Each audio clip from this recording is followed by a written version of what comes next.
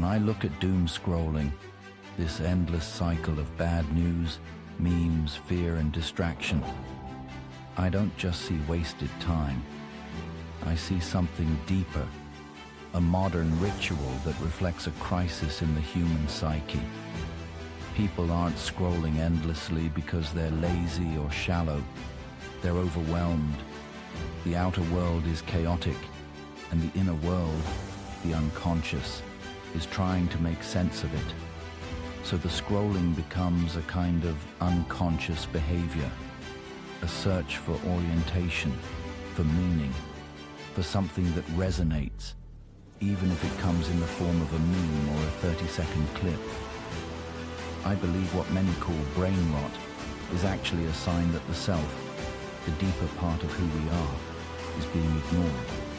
We've become strangers to our own inner life, and so we compulsively reach outward. But the more we scroll, the more we disconnect from ourselves. The psyche doesn't want more information, it wants integration. So no, doom scrolling isn't just a distraction, it's a symbolic act. And like any symbol, it has two sides. It can warn us, or it can wake us up. The question is, are we willing to stop and ask what it's really showing us about ourselves? Jung, always the romantic. You see a symbol, I see a symptom. You speak of doom scrolling as a symbolic act, a modern ritual born of a lost connection to the inner world. I don't disagree that something unconscious is at play, but I believe we must be more direct, less mystical about what that something is. When people scroll endlessly through bad news, fear, and irony, they are not usually seeking wholeness. They are trying not to feel, not to think, not to confront.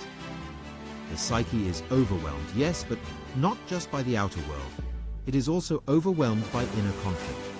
Doom scrolling becomes a way to numb that conflict, to drown it out with noise.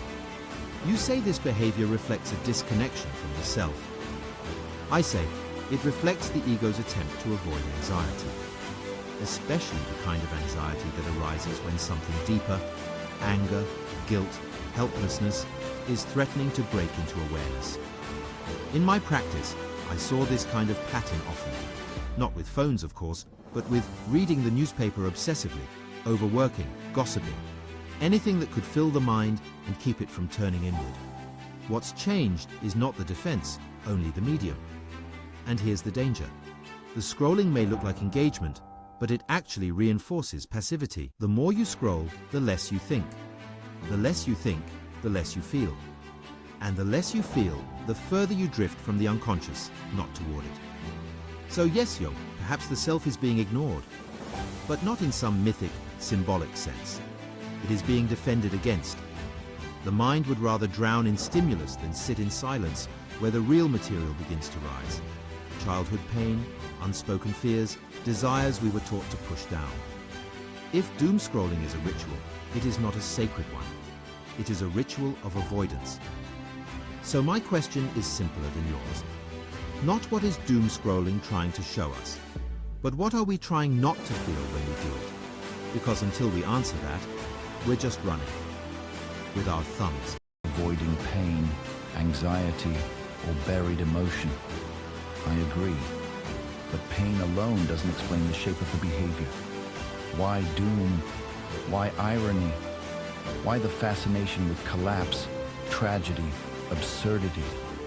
This isn't just numbing, it's patterned. That pattern matters. I believe the unconscious isn't just trying to suppress something, it's also trying to communicate. And the images people obsess over, even online, are often emotional symbols of what they haven't yet processed. Injustice, helplessness, loss of control. These aren't just random triggers. They echo something archetypal. You mentioned newspapers, gossip, overwork. Yes, all distractions. But doom scrolling has a particular tone. Existential dread mixed with amusement. That's not just avoidance. That's the shadow showing up in digital form. The darker parts of our psyche we can't quite look at directly. so we watch them through headlines and memes. I agree that passive repetition is dangerous. It doesn't heal. But neither does blunt confrontation. Some parts of the psyche won't speak in facts or diagnoses. They speak in images. And even a meme, strange as it sounds, can act like a dream fragment. It might point to something we didn't know we needed to feel. You see scrolling as running. I see it as circling around something the soul is still afraid to name. So, yes, let's ask what people are trying not to feel. But let's also ask, what in our culture, in our inner lives, is crying out to be seen in this chaos we consume? Because until we explore that, we're not just running, we're also forgetting who we are. Ah, Jung, even in the digital abyss, you still find myth. You ask why we avoid feeling and what deeper truths our scrolling might reflect. I won't argue that themes like collapse and irony have symbolic weight. Yes, the content people consume echoes their inner world. But symbols alone don't heal us. A meme about despair doesn't process despair. A headline about catastrophe doesn't resolve the fear it stirs. These fragments may mirror something internal, but without reflection, without conscious engagement, they remain static. Loops, not breakthroughs. Doomscrolling doesn't just circle the wound. It often protects us from touching it. And this is where I differ from you, Jung. You trust that the psyche speaks in images and that even in chaos, it's trying to guide us. I believe that unless those images are interpreted, they can trap us just as easily as they can teach us. So yes, perhaps the shadow appears in the scroll. But unless we pause, examine, speak what it evokes, it remains a shadow still. To move forward, we must do more than consume our pain. We must confront it. Not with symbols alone, but with insight. Right, Freud. Symbols don't heal on their own, but they point the way to what needs healing. A meme won't resolve despair, but if it stirs something, makes someone laugh or ache or suddenly feel seen, then the unconscious has spoken. And that moment, if taken seriously, can become the start of reflection, of meaning-making. Insight doesn't only come from analysis. Sometimes it begins with the image that haunts us, even if we don't yet know why.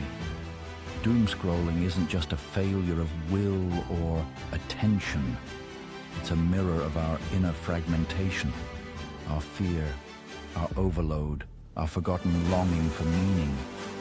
We scroll to escape, yes, but we also scroll to connect, to feel something, to make sense of a world that feels increasingly senseless. The psyche isn't passive in this.